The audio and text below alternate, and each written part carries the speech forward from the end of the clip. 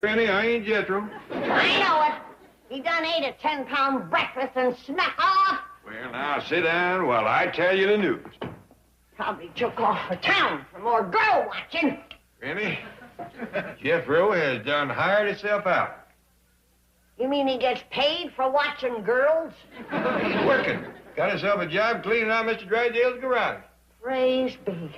How did you manage that? Jethro did it himself, but I wouldn't raise his allowance. Raise it? Why, back home I could feed 5 young'uns and a good-sized mule on what you give him.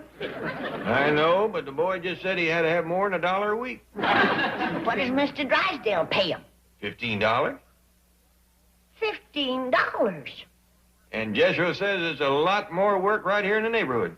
Well, if he can clean out garages as quick as he can ice boxes, he stands to make a fortune. Well, I just hope it keeps his mind off of not having a girlfriend. Here lately, he's been as sad as a big-beaked bird in a hailstorm.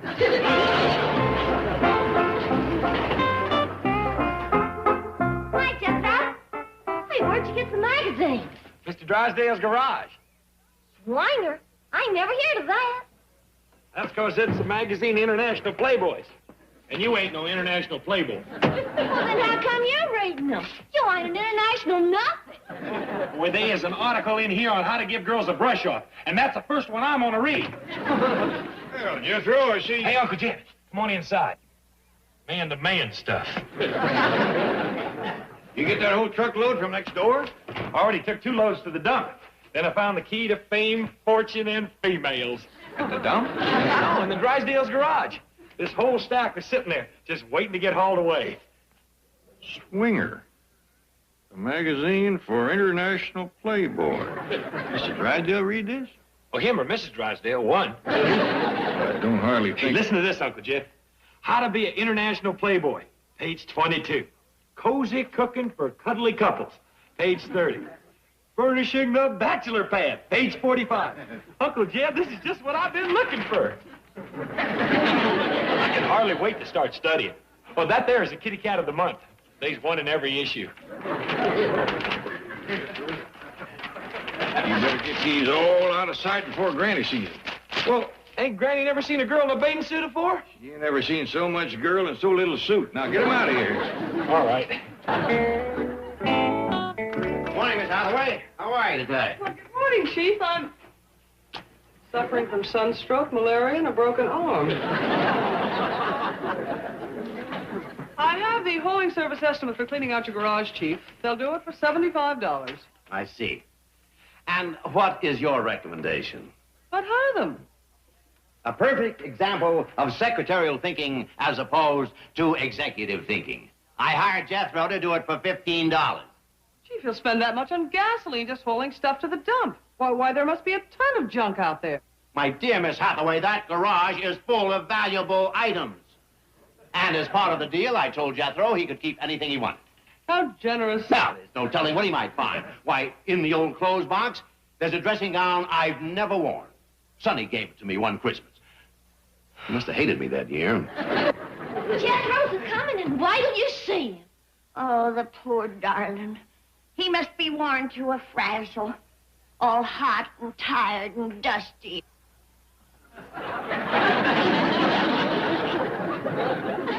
Greetings, dear friends. What in tarnation air you got up for? Reckon you ain't never seen International Playboy before. Most country folks ain't. Where'd you get that outfit? Mr. Drysdale said I could keep anything I found in his garage. This and this scarf was part of his old military uniform. What? Yeah, I found it in a box marked Salvation Army. Granny, is this all you got to eat? What's wrong with it? Well, nothing, but according to Swinger magazine, us international playboys has got to have what you call cuisine instead of just victuals. What Swinger magazine? That's the handbook of international playboys. It says that 65% of us eat stuff like tornadoes, filet mignon, and lobster and stuff. Oh, if I'd only known. Hey, and you got to learn how to cook a little critter called a martini. What's a martini? Well, I don't know, but 36% of international playboys has 2 or more for lunch. I have found my what you call destiny. Do you know that 85% of international playboys drive sporty cars? 78% have their own hi-fi stereos? And 98% have more than 3 girlfriends. Playboy, it sounds kind of expensive. Well, I ain't planning on getting everything right off. I'm going to start with just 2 girlfriends. Hold it, Granny. Even so, boy, if you was to quit cleaning garages for hire... Oh, I can save a little on my bachelor pad. Your what? My bachelor pad. 99% all international playboys has their own. But I can make this one do for a while. That reminds me. From now on, everybody's got to stay out of the parlor. What did you say? That's where I'm going to be entertaining my women. Playing in my hi-fi stereo, cooking them martinis in the fireplace. You very kid.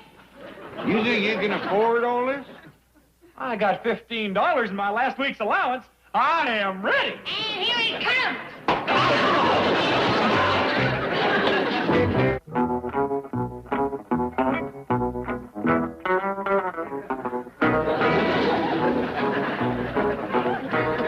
What's going on, boy? Where's Granny? She's probably chased me clean into town by now, but I double back on her. Kid, how do you like my super stereo hi-fi? Super what? Oh, us IPs just call it stereo. That is, the 78% of us that's got them. You see, the idea is to get romantic music coming at your girl from 2 different directions. I was all set to give it a listen test. Hey, you be the girl. Well, I don't Oh, hardly... here. Just pretend that you're my date. All full of roasted martinis, warm and cuddly from the fire. I just start these 2 records going. You gonna play 2 records? Uncle Jed, that's stereo. 1 for each ear. You see, when that romantic music comes sliding in at you from both sides and meets in the middle, that girl is a goner. Well, I don't think Granny... Well, Uncle Jed, hold on. Come on, turn it off. Here comes instant romance.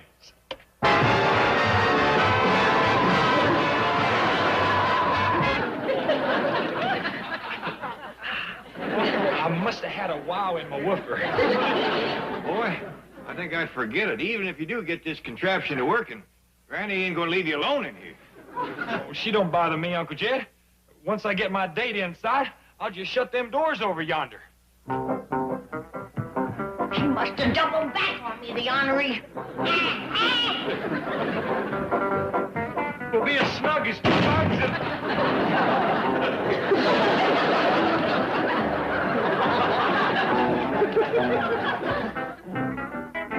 I'm going to learn you manners so you can sit at the table like the rest of the family. This here's what you call a play. Oh, no.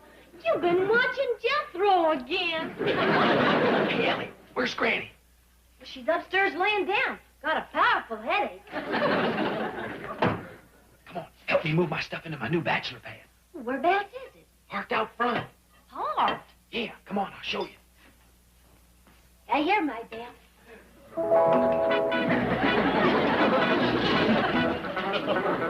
Yonder she is. This is a bachelor pad? The best kind. With this rascal, I can go where the action is. What you mean? Well, I can park out in front of the kitty cat club and get them pretty girls as they come out the door. And if things get slow there, I just drive on down to the beach and get me another load as they come out of the water. Flying some mess. Well, you couldn't get a goat to go in there. Well, I ain't got it fixed up yet. Wait till I move my stuff in. What stuff?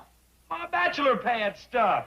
Etchings on the wall, super stereo hi-fi, soft lights for dancing, table and chairs for candlelight supper, big old sofa, fireplace. Boy, it is gonna be something. Come on, give me a hand.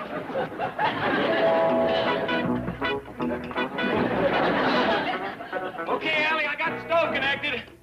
You want me to start the fire? No, I'll do that later. Doggone, it just ain't got the class of a fireplace. Can I come out now? No, let's check things off first. Victuals? I mean cuisine. Well, there's a box in here with some ice in it and some goat's milk and turnip juice. That what you call cuisine? Well, that's all I could get without Granny catching me. How do you like it, Uncle Jed? What is it? It's what you call a portable Playboy parlor. Where'd you get it? The city dump. What's all them bricks for? Oh, I was going to build a fireplace in it, but couldn't wait for the mortar to set.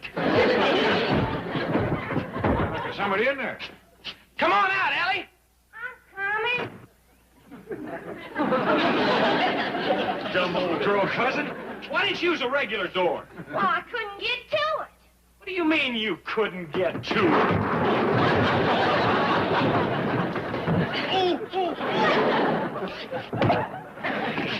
Thank you. Kind of full, ain't it? Yeah, with a couple of girls in there, it's going to be real snug. Ellie, Granny's up. Hey, I'm headed for the Kitty Cat Club. Bye.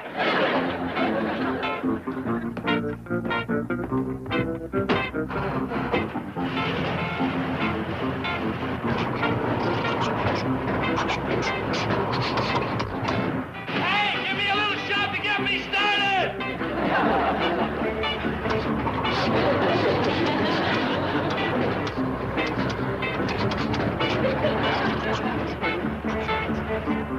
Dad, there's some furniture missing from... What's that, rig? That's what Jethro calls his portable Playboy parlor. Jed, mark my words. That boy is going to get himself into trouble. Granny, he can't even get himself into the rig. Jethro, I've only got a 10-minute break. Where are we going? Come here, I want to show you something. What is it? Paradise on wheels. You got to see it to believe it. Here it is. Well, I see it, but I don't believe it. Oh, the paradise part is inside. Well, what's all this supposed to be? Overflow. It was mighty crowded in there. What are you putting on? What 78% all international Playboys wears at a time like this. Come on in. This has got to be a gag. Holy smoke! Ain't this a gas?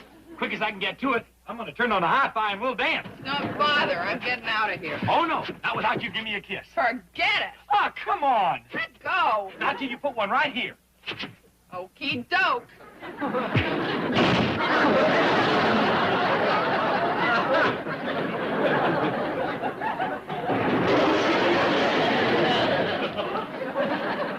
Just for that, you ain't getting invited back.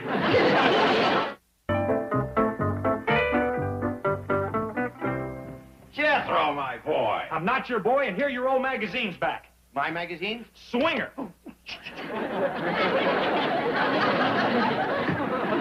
You said I could have everything that was in your garage, and they was there. Oh, yes, but I didn't. I read them from cover to cover, just like they said, and they got me into nothing but trouble. What kind of trouble? Every kind. I got whomped by Granny, yelled at by Uncle Jed, spent all of my money fixing up a portable pad, and the first kitty cat I showed it to uppercutted me right through the roof. What? Now I ain't got no pad, ain't got no truck neither, because I can't pay for the parking over to the Kitty Cat Club. Wait till Uncle Jed hears about this. Now, wait. We don't want to bother our Uncle Jed. Here, this will take care of your parking. Then come back here, and we'll talk further.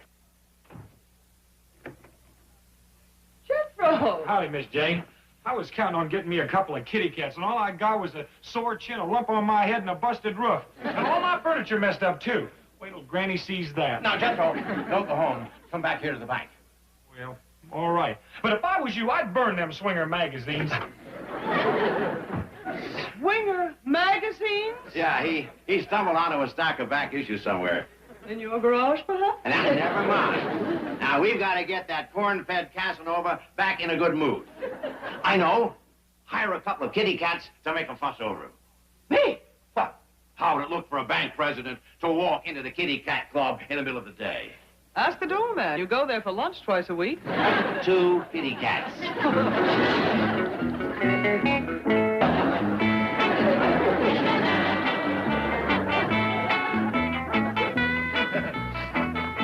Howdy, ma'am. I'm the international Playboy. Yonder's my pad. Would you care to step in for a belt of cold goat's milk?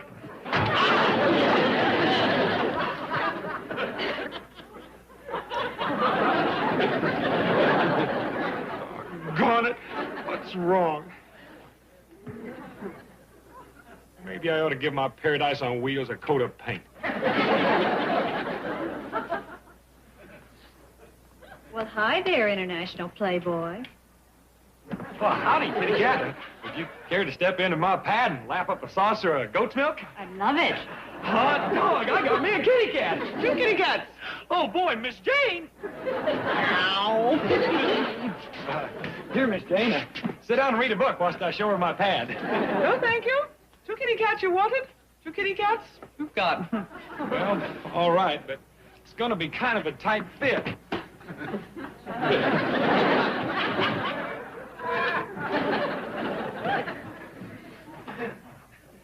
Miss Jane, I can't get to the icebox for the goat's milk. Who cares? Well, you can look at my etchings or listen to music. You have music? Super stereo hi-fi. I got it plugged into the bank. Marvelous. Let's hear it. Okay, just let me reach the switch.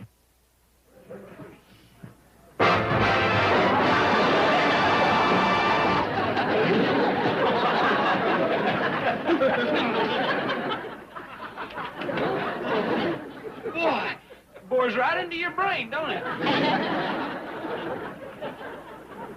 Quickly, let's get back to the club. What was that noise? Hi-fi. This just ain't my day. I'm gonna unplug myself and go home. Oh, no, not home. Not in this mood. But I ain't having no luck at all. You reckon there'll be any girls at the beach? Oh, scads of them. Bathing beauties. Oh, that's the spot. The beach. Okay, I'll give it a try. Back to work, everybody. There's a bank, not a sideshow. Mr. Drysdale, isn't he the boy whose uncle has $50 million? Yeah. What's it to you? Do you work here? I used to.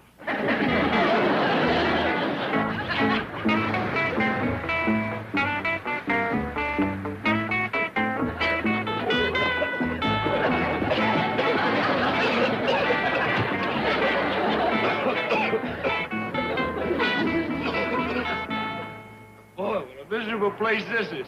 Cold and wet. Stove won't draw. No electricity, no company, no nothing.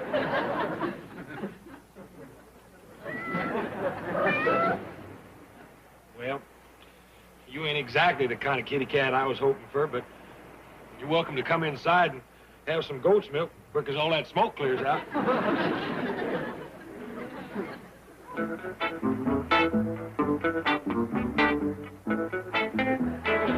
Howdy, ma'am. Hello. Hey, wait a minute, hold on. Yes. Hold this cat.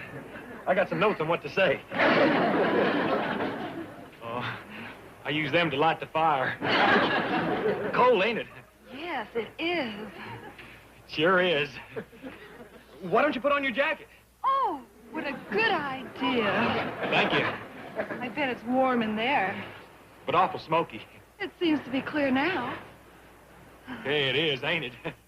Well, would you like to go inside and get warm? Yeah. Oh, will you promise to wait for me? I have an even better idea. We can both go in. Oh, yeah. I should have thought of that, but I'm kind of lost without my notes. Step into paradise. Before I do, your uncle does have $50 million. Yeah, I know.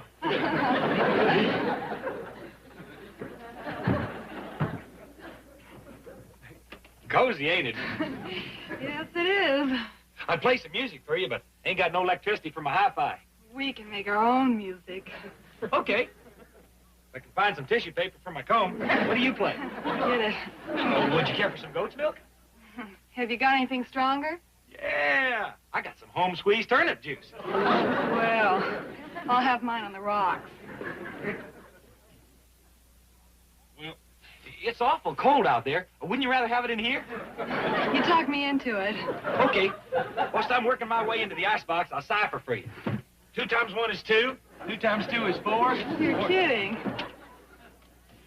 Didn't you know that? Oh, you are in for a treat. Sit down.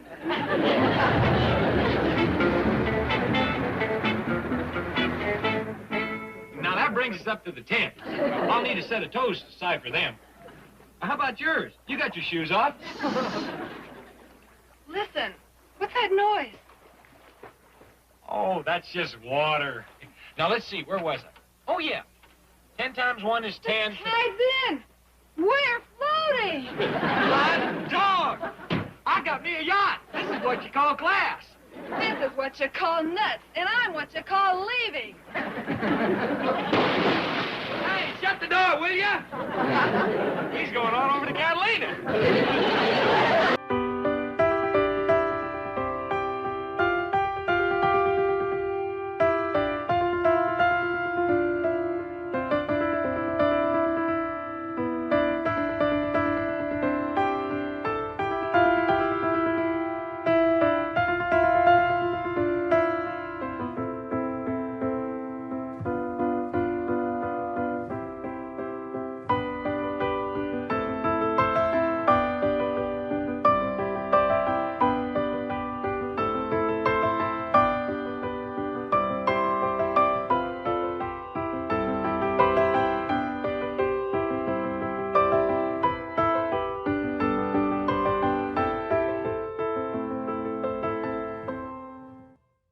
Sent for me, Chief? Well, I did. Where have you been? It's my day off. Day off. I don't give days off to... What is that? This happens to be the official uniform of the Biddle Bird Watchers, Beverly Hills Nest, of which I am flockmaster. Well, fly home and change. You're taking me up to the Clampets to get these income tax returns signed. But, Chief, 1 year ago you promised me a day off. Our esteemed founder, Professor P. Casper Biddle, is coming to town. Go forget it.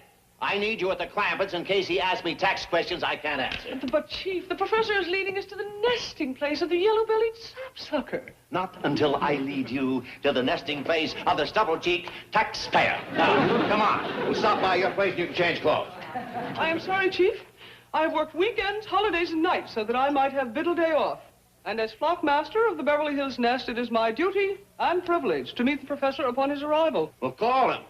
Tell him to take a taxi. Our only contact is by carrier pigeon, and the last one has been dispatched. Carrier pigeon. Yes, the professor is hiking in from the Tehachapies. I'm to meet him at the foot of the Big Saugus Wash in exactly 22 minutes. All right, we'll pick him up on the way to the Clampets. But Chief, a bird-watching expedition. You'll be out of there in plenty of time to look for your freckle-faced woodpecker or whatever it is. Yellow-bellied sapsucker. All right, all right. Come on, pal. You get the first taste. So you made some donuts, huh? Yes, sir. All by myself. Third I am. Well, that's what you call a real man-sized donut. Nice especially for you and Jethro. Yeah, ain't that dandy? Why don't you go find Jethro so he can enjoy these with me? All right.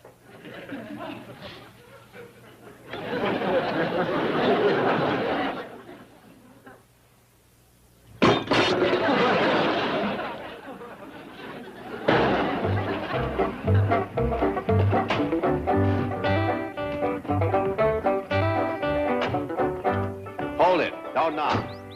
I distinctly heard the call of a hermit warbler. How exciting. Perhaps the Clampets will know if there's one nested hereabout.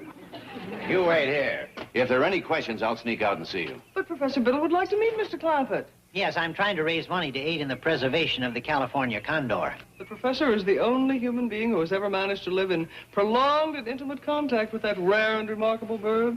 I've actually occupied a condor's nest. As these photographs will prove, I took these with a tripwire. Of course, the condor's nest is just a rocky ledge or sheltered spot high among the rocks. As you know, Chief, the California condor is probably one of the largest of all flying birds. But they need help if we're to keep them from disappearing. There are only about 40 left. A donation from Mr. Clampett would Forget it. Await in the car, both of you. Preferably in the trunk. Well, Mr. Drydale, come in. Thank you, Mr. Clampett. Who's them two fellas? Oh, that's a couple of bird watchers. Well, from the looks of them, the birds probably do a little watching themselves. Well, Mr. Clampett, I'm afraid it's that time of year again. What you mean? Time for us to pay our income taxes. Oh, good. Let's give them a little extra this year. What? Well, I sure can't spend all the money I got, and it ain't doing no good just laying down there in your bank. Turn pale. You feeling poorly? No, I'll be all right. May I have a glass of water?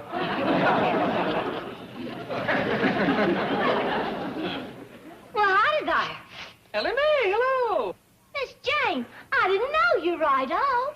Ellie Mae, I should like you to meet the famous ornithologist and founder of Biddle's Bird Watchers, Professor P. Casper Biddle. Ellie Mae Clampett. How do you do, Miss Clampett?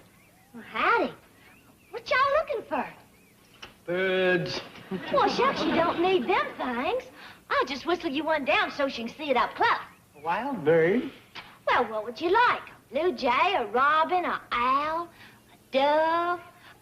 She does have an amazing rapport with wild creatures. Well, yonder's Henry. Come on down, Henry. Come on now. Remarkable. She has tamed a Cyanocetus stellari. Well, this is a blue jay. Same thing, Ellie. He's a member of the Corvidae family. No, ma'am, he's a clampet. See you later, Henry. Flockmaster Hathaway, why isn't this girl a Biddle bird watcher? A definite oversight on my part, Commander Biddle. Ellie Mae would make a splendid addition to our Beverly Hills nest. Would you like that, Ellie? I reckon so. Well, I suggest we induct her right now and get her uniformed in time for today's expedition. Good thinking. Raise your right hand and repeat after me. Hello there, Granny. Hello. Well, Jed, did you put it to him about the fella? What fella, Granny? The fella Ellie ain't got. Well, Mrs. Drysdale wasn't feeling good. I thought I'd wait a bit. Ellie's been waiting 4 years. If you can't come up with a new one, bring back one of the old ones. Like that big, handsome movie star, Dash Riprock. Yeah, what happened there? Ellie liked him a heap. And he liked Ellie. Well, then why don't he come around no more? Get after him, twist his arm a bit. I'll do just that. Well, now, hold on. I wouldn't want you pushing Mr. Riprock at Ellie. Oh, Granny, look at the fella I just met. Hello, I am P. Casper Biddle. Howdy. Howdy.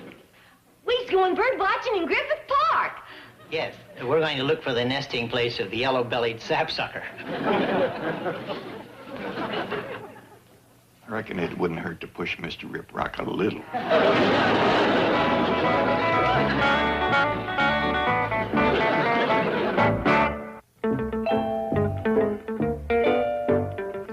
Dash Riprock to see Mr. Drysdale. Dash Riprock in person. Here in this office. Yes.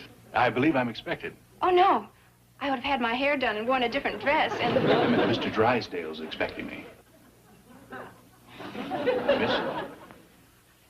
May I have your autograph? Of course. Well, not there. Here. What are you doing out here, Noodleman? Mr. Drysdale, I'd appreciate it if you used my professional name, Dash Riprock. Oh, forgive me, forgive me. I've been reading your contract. In here, you're Homer Noodleman of Peoria, Illinois. Yes, that's my legal name. Interesting thing about your contract, Homer, Dash. The studio has the right to put you in a television series. Oh, I'm sure they wouldn't want to do that. Yes. Well, they usually do what I recommend. But I'm strictly a movie star. The overexposure of television... All right, let's forget it. Well, how's everything else? Been having any fun? Oh, man. Yes, I've read about you in the gossip column. Must have 5 or 6 girls, eh? Everything you like 15 or 20. Tell me, Dad, whatever happened with you?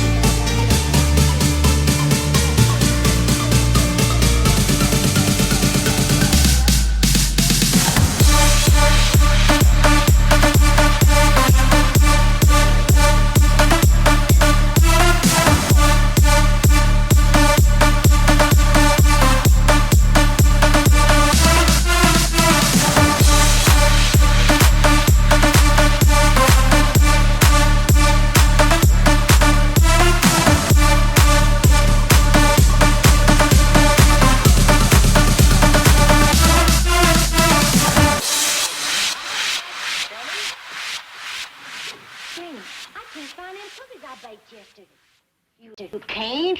No, and I'm going to take them with me. Same thing happened to my cupcakes last week. Well, don't worry about it, honey. Say, Ellie, Rip Rock called while she was out getting your uniform. Said he was coming over to see you. Well, tell him I'll get back quick as I can. Well, ain't you going to wait for him? He should be here by now. Well, I can't, Pa. I'm going with them. Well, now, Ellie, don't you remember Dash? A big, strapping, good-looking movie star? Sure. Tell him I'll get back just as soon as we done bird watching. Well, say, you might as well take along my bird call that I whittled. It's upstairs in my room someplace. Okay. Be back in a minute.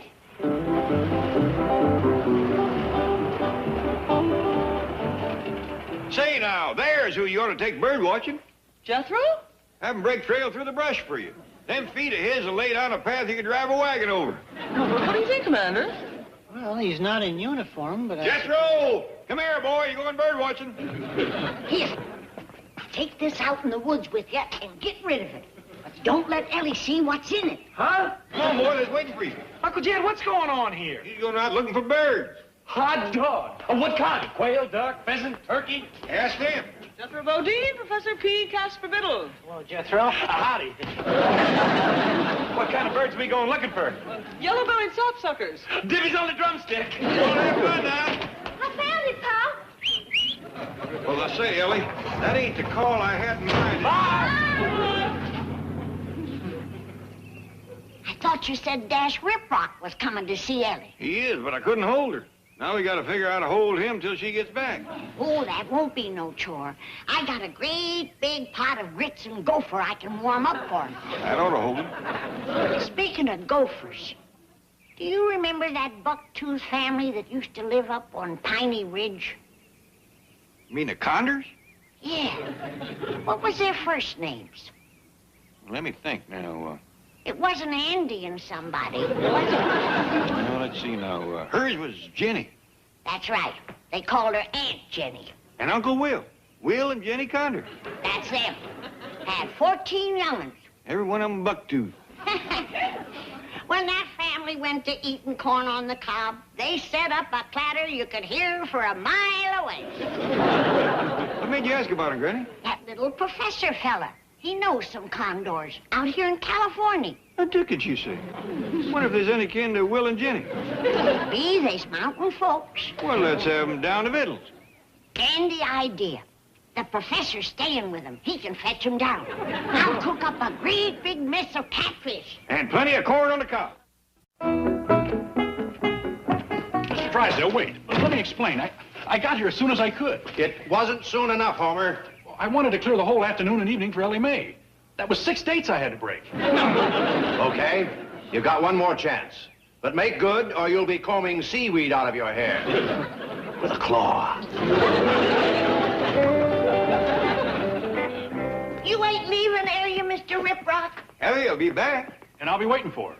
I'll sit right here so I don't miss it. Oh, no, you don't have to do that. Come on inside and be comfortable. I'll give you some victuals. Do you like grits? Well, like anything you cook, Granny. Wait till you see what I've cooked with them. I sure hope that professor don't keep Ellie away too long. Oh, say, speaking of that little oddball, did he ask you for money to help the Condors? No, he spoke to Granny about him, but he didn't ask for money. Good. But if the Condors need help, I'll give him all the money he wants. Please, Mr. Clem. Turning pale again. Look, don't give the professor any money, at least until I've looked into the tax aspects. It may not be deductible. Oh, what difference does that make? Now, please, just wait until I've checked into it. Meantime, the state of California is doing what it can to help the Condors. So you relax, and I'll get back to you. I sure hope they ain't related to Will and Jenny. Be a blow to find out their kin was taking charity from the state.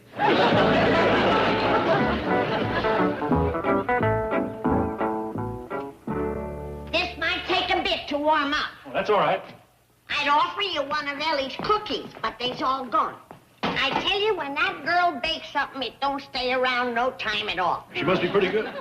Good ain't the word for Ellie's cooking. Why, just this morning she baked 10 pounds of donuts and they's gone already. Just my luck to miss out on them.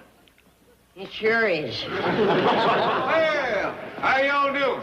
Granny's been telling me all about Ellie's cooking. Oh, well, don't forget, she's awful pretty. He didn't get a chance to sample nothing, Jed. Oh, that's too bad. But then from what I hear tell, you movie stars ain't never home to eat nohow. True, but then something like Ellie's cooking might just settle a fella down. That's a fact. Ellie's cooking and a fella might never leave the table. No. You're going to be all right. What's the matter with Jethro? Well, he became ill in the trail. We terminated our expedition and rushed him home. What's hurting you, boy? Them donuts you get me. I feel like I swallowed a couple of brake drums. You ate them? Well, what'd you think I'd do? Bury them? My own fault for making them. I shouldn't have tried to best Ellie. What are you talking about? Ellie's the one. Best thing in the world for a stomach ache. Miss Jane, take Dash out and show him the cement pond. It's a good idea. Oh, well, we've seen the cement pond. It's got all different water in it now. Real pretty. You get upstairs to bed. I'll be up directly and doctor you. Now I know what a chicken feels like with a gizzard full of rocks. Granny, glad to get you alone for a minute. You know them condors we was wanting to have down to Victuals? Yeah? Well, it turns out they is real hard up. No. According to Mr. Drysdale, they is on relief. Let's give them a sack full of money. Granny, they is mountain folks. They wouldn't take money from strangers. True. We gotta figure a way to help them so they can keep their pride. The little professor fella is a friend of theirs. Why don't you talk to him whilst I remedy Jethro? Good idea. I hope we're going to be good friends, Ellie. We already are. Well, you're one of the nicest, kindest. Ellie Mae, you're back. Well, howdy, Dash. This here's Professor Biddle. Hi. Gee, it's good to see you. Thank you. Dash, this is the famous Professor Biddle I've been telling you about. Swell. Come on, Ellie, let's go for a walk. Here, just a moment. Sir. Professor, you're just a fellow I've been looking for. But Sit down. I want to talk to you about helping them condors. Oh, that would be wonderful. Indeed, it would, Mr. Cloud. You too, Miss Jane. Sit down. Thank you. Granny tells me you've been staying with them up there in the mountains. Yes, I have. What kind of place they got? Well, they live mostly in caves and on rock ledges. Yeah. How many of them is there up there? Well, I've only counted 12 myself, but there's supposed to be about 40 of them altogether. You got Will and Jenny backed off. I bet you when that California bunch goes to eating corn on a cob, you can't hear yourself think. Mr. Clampett, condors do not eat corn. The ones back home do. Back home? Oh, you're probably thinking of wild turkeys.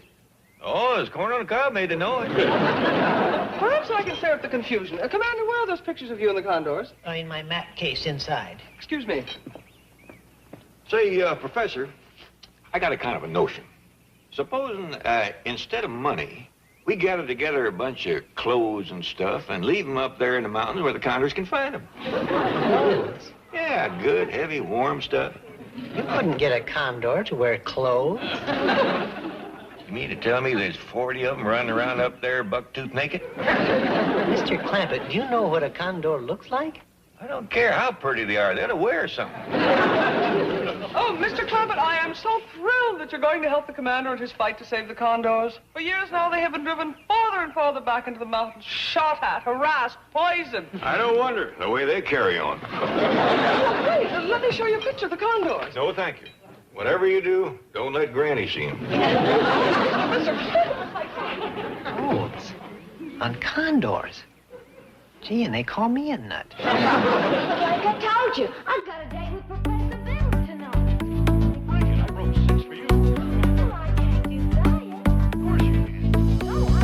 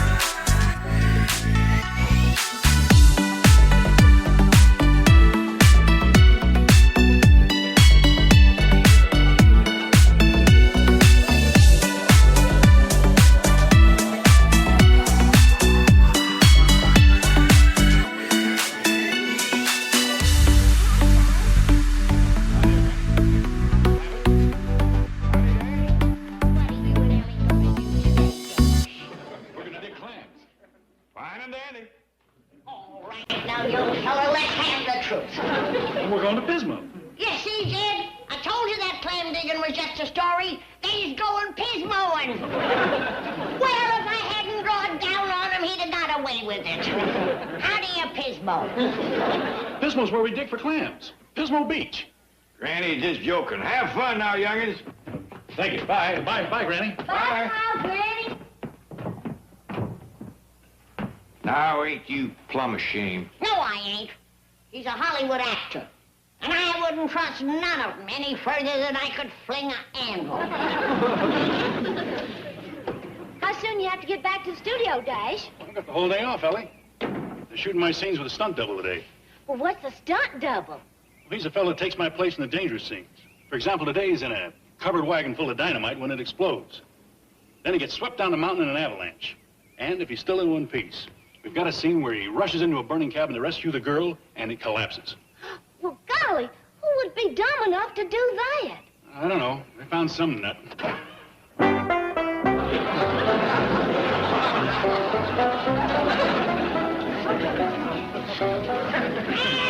Who are you? What are you doing in my... Jethro. You look like a walking rainbow. Ain't you never seen a movie star before? You... Well, over at the movie studio, they say I'm gonna be twice the star Dash Riprock is. They say I'm gonna be his double. You're gonna be acting in pictures like Dash? Instead of Dash. Just between us, I think they's trying to get rid of him, because they's giving me all his good scenes to do today. They are? Yep. I get to ride in a covered wagon. Fella said that scene is just dynamite. And then I get to ride on an avalanche, whatever that is. Then I get to rescue a pretty girl from a burning cabin. How come they picked you to do all that? Uncle Jed, it was like a Hollywood fairy tale. I was just standing there on the set, and this big light fell down and hit me right on the head. Get hurt? I'll say, busted it all to pieces. I offered to pay for it, but... Did you get hurt? Oh, heck no. Then a crowd gathered around, and this man said, "Hey, you're just the fella to take Dash's place." Reckon he's seen I had what you call star quality. Does Dash know about this? Oh, I don't think so. They gave him the day off. Well, I don't exactly cotton to you taking Dash's job. Oh, I don't need it. But that's show business. Today's star is tomorrow's has-been. Same thing could happen to me, now that I'm a star. What's going to happen to Dash? Oh, don't worry, Granny. I'll see he gets took care of. I'll make him my grip or my hairdresser or something. Well, make us proud of you, Jethro. Oh, by the way, that ain't my name no more. Us movie stars got to use tough-sounding names like Biff Steele, Crunch Hardtack, or Race Burley. You got one? I thought myself up a dandy. Beef jerky. That's tough, all right, but I kind of had a feeling he could have done better. Whatever he'd have thought of it had been food. Yes. A movie star to see me. Now, look, I told Dash Riprock to date Ellie at beef jerky. Surprise, Mr. Drysdale. It's me. Jethro. You're... Beef jerky. Made the name up myself. You like it? I couldn't have done better. Jethro, I mean, Beef wants to borrow my car so he can arrive at the studio in style. You mean you're serious about this? Heck yeah. I'm gonna be the new Dash Riprock. Wonderful. I'll get my keys. Dash is still dating Ellie, isn't he? Oh, yeah. They's on their way to Pismo Beach right now. Good, good. Boy, Mr. Drysdale, I sure hope them pretty girls chase after me like they done old Dash. They will, don't you worry, Beef. Oh, incidentally, I'd use that first name whenever possible. You don't want people calling you Mr. Jerky. Yeah. I see what you mean. I don't want nobody to think I'll go in Hollywood. Yeah. Oh, here are my keys, Jethro. Beef. Thanks. I'll leave the truck in the parking lot for you. Oh, that won't be necessary. Yes, it will. I can only drive one car at a time. Where do you suppose he got that wild idea? Same place he got the clothes. But who cares as long as Ellie Mae is happy? Jethro says Dash took her to Pismo Beach today. Well, that's very interesting. Oh, speaking of Dash, Mr. Drysdale, this is Miss Debbie Haber. She'd like to talk to you about it. Well, what can I do for you? You've just done it. You've told me where I can find the two-timer. No, wait a minute. Don't get in my way. Dash told me you started this Ellie Mae business. Well, I'm going to finish it. Now, wait, Miss Haber. How would you like to meet the new Dash Riprock? Who? Well, that big, good-looking movie star who just left here. You mean Tiger Boy, the clown in the five-flavor outfit? Let me tell you about him. No, thanks. Dash promised me a screen test, and he's going to come through. This kid's uncle owns the studio. Really? Well, tell me more about him. Well, he's a nice kid, lots of laughs. Not him. His uncle.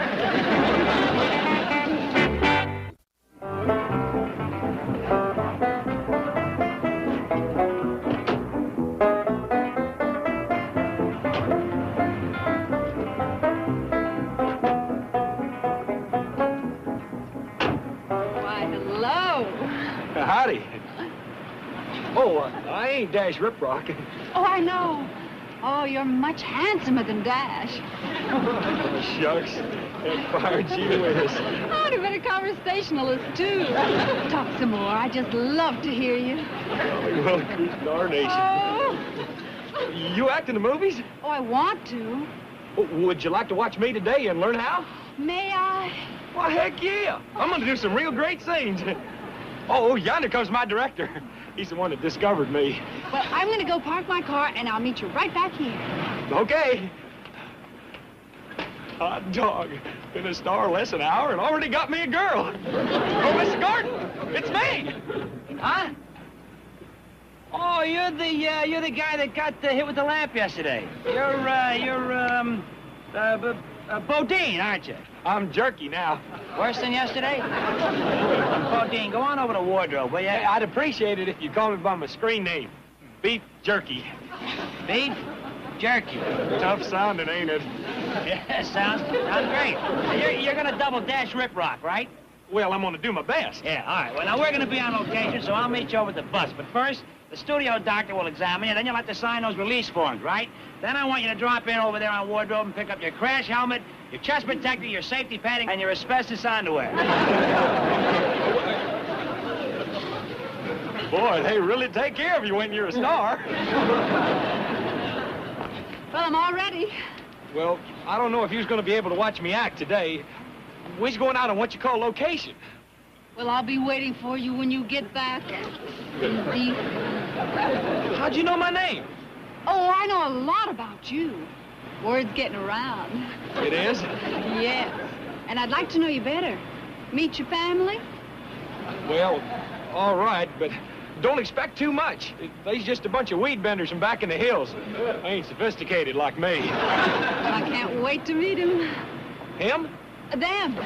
Oh. Well, bye. Bye. Bye. Hey, speaking of Jethro, he called while you was outside. Said he's found himself a sweetheart. A sweetheart? Yeah, said she's real pretty and right sweet on him. Said it was a case of love at first sight. He's gonna bring her home to meet us and then ask her to marry him. Oh, my goodness. Well, what's your name? He don't know that yet. Well, leastways, he's moving faster than Dash Riprock. Yeah, his movie starring is moving right along, too. He says he's out on what they call location, getting ready to act in his first scene. Oh, I wish we could see him. Bob, are you ready to pan him over to the wagon? All set, Mr. Gordon. All right, I want Joe and Harry to cover the same action on cameras 2 and 3. Now, Beef, listen. When I say action, I want you to run to the covered wagon, climb in the back of the covered wagon. Yes, sir. Okay. Action!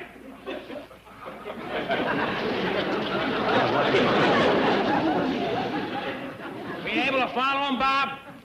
Not missing a thing. All right. He's in the wagon. Cue in my Indians. Okay, Beef, the Indians are coming. How do I keep him from getting the dynamite? Just push down on that little red plunger. Beef, maybe.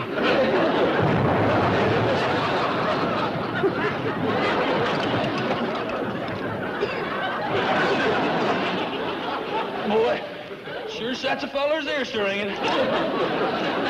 No Indians! What happened to my Indians? They missed their cue, Mr. Gordon. Oh. All right, we'll do it again. Get another wagon. Okay, beef. Here come the Indians.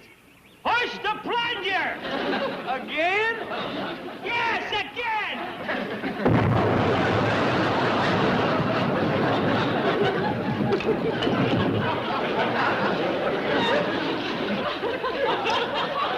How did it go that time? Beautiful. Great. Bob, how'd it look to you? I missed it. The film buckled. Oh, well, don't worry. Joe and Harry were covering on the other two cameras. Joe, how'd it go with you? Sorry, Mr. Gordon. I had a foul failure and didn't get a thing. Well, we've still got the long shot up in the hill. Harry, come in, Harry. How'd it go up there, Harry? Ready when you are, Mr. Gordon. Get another wagon. We're going to do it again.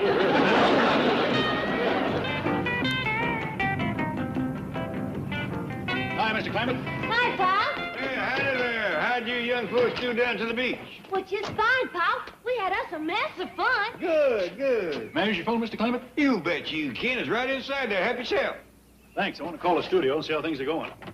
But, well, I reckon he's got to find out for himself sooner or later. Find out what, Pop? His job movie starring has done been took by your cousin Jethro. Jethro.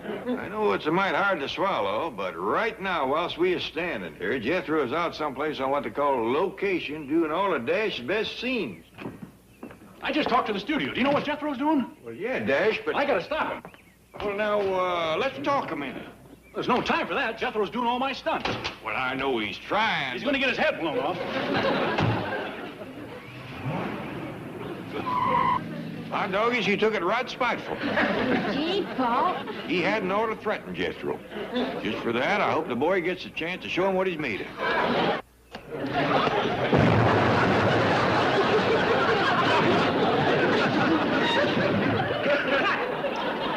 it look, Bob? Great. All right, print it. Now let's get set up for the avalanche.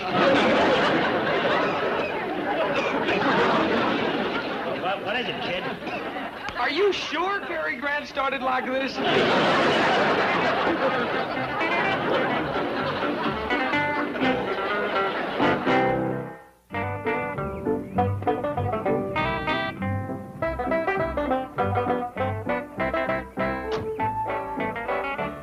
Hi, Uncle Jed.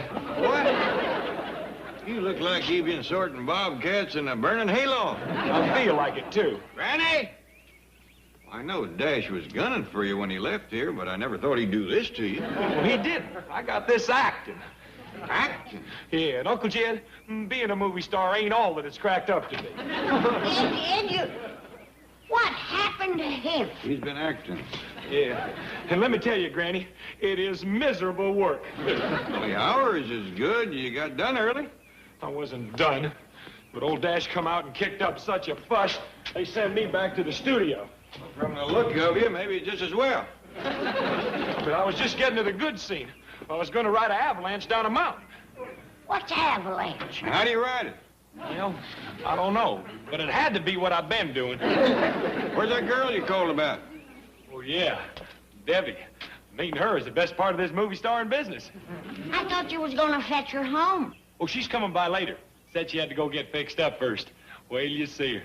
She's pretty as a mess of fried catfish. Granny? Boy's in love. Ain't no girl ever come up to fried catfish before. Now all we gotta do is find Dash. And if I hadn't gotten there when I did, he'd have been buried under an avalanche. Good heavens! All right, so you did a good deed. Go collect your merit badge and get back up to the Clampetts. That's another thing. I can't go on seeing Ellie. Oh, why not? Oh, those people 3 dates and you're engaged. Well, you could do worse. Her father has 50 million. Mr. Drysdale, money isn't everything. There. Ow. Now, you don't fool me, Rip Rock. You just want to get back to those Hollywood swingers like Debbie Haber. What do you know about her? Plenty. If I hadn't sicked around to Jethro, she'd have gone out to Pismo Beach You and... sick Debbie on Jethro? Well, yes, because if I hadn't done Mr. that... Drysdale, she'll break that kid's heart.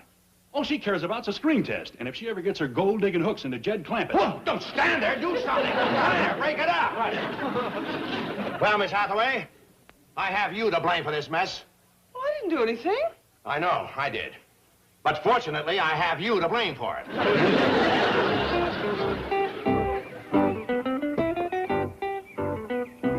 Howdy, can I help you? I hardly think so. Well, who are you looking for? I'm looking for Mr. J.D. Clampett. Well, then I can help you. That's me. You? I mean, you? Ma'am. Well, forgive me, but the way you're dressed would... You just don't look like the average run-of-the-mill studio executive. Well, thank you, ma'am. I always prided myself on dressing neat. Mr. Clampett, I'm Debbie Haber. Oh, yeah, you're that girl that Jethro was so took with. Oh, he spoke to you about me. Yes, ma'am. He said you was about as pretty as a mess of fried catfish. All right, beef jerky. You took Dash's job and now you're gonna get it. Guess what? Beat up. Oh, Ellie, I done been beat up, blowed up, and burned up. Count three and then I'm gonna commence to taking you apart. Come on, Ellie, please. One. My sweetie's coming. Two. I have a heart. Three. That sounds like Jethro. He must be changed by now. Come on in. No, Mr. Clampett, it's you I want to talk to. Me? Yes. What for? I want you to test me. Why would I want to do that? Because I've had a lot of experience. Let me tell you what I've done. Well, what's past is past. That's your business, ma'am. The only thing that counts is what you are today. Well, all right then. Take a look at me. I'm 36, 24, 35. Now, calm down. You got yourself to where you can't even remember your own age. All right, I promise. No more movie star, and Dash can have it. Okay, now tell Pop. And then you're gonna find Dash and tell him. Mr. Clampett, don't you understand? I want to be in the movies. I want to be a star. You better talk this over with Jethro. That is beef.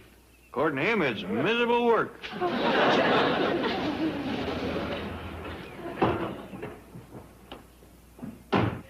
What are you doing? I'm trying to get a screen test. Well, meet me at the studio. I'll take care of it. Hey, Dash, I don't want to be a movie star no more. You can have your old job back. Hey, wait, Debbie. You and me can still be sweethearts. Get lost, Jerky. Oh, it's Bodine now. To me, you'll always be Jerky. Thank you. Well, howdy, Dash. Hi, Ellie. I'll bake you some cookies. I'll run fetch him. Get in this car and drive for your life, boy. Dad, Ellie's been baking again. You got a sharp shovel? Get going, boy. Granny hasn't got a shotgun. She's got worse. Go.